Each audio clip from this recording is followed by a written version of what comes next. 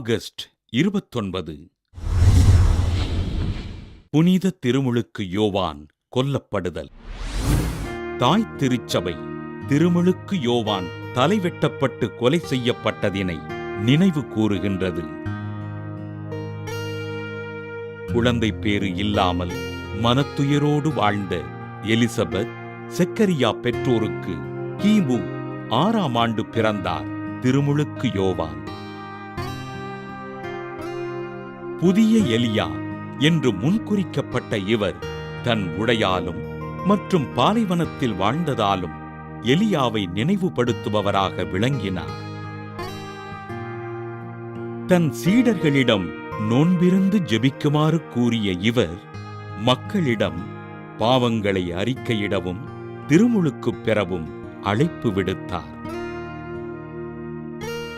நீதியினை கடைபிடிக்காமல் அபிரகாமின் பிள்ளைகளாக இருப்பதில் எவ்வித பயனும் இல்லை என்பதினை போதித்த திருமுழுக்கு யோவான் வரி தண்டுவோர், படைவீரர் மற்றும் மறைநூல் அறிஞர்களின் தவறுகளை சுட்டிக்காட்டினார். அதிகார வர்க்கத்தினரை விரியன் பாம்பு குட்டிகளே என்றும், ஏற்கனவே மரங்களின் வேரருகே கோடாரி வைத்தாயிற்று, நற்கனி தரா மரங்களெல்லாம் வெட்டப்பட்டு தீயில் போடப்படும் என்றும் மக்களிடம் கடுமையாக எச்சரித்தார்.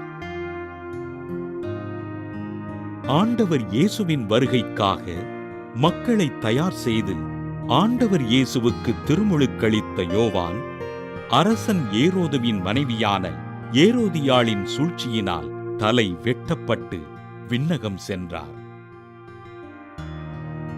ஆண்டவரின் வருகையினை இவ்வுலகிற்கு அறிவித்து நல்வழியினை தேர்ந்து கொண்டு வாழ்வதற்கு அறிவுறுத்திய திருமுழுக்கு யோவானை திரு அவை புனிதராக உயர்த்தி போற்றியது.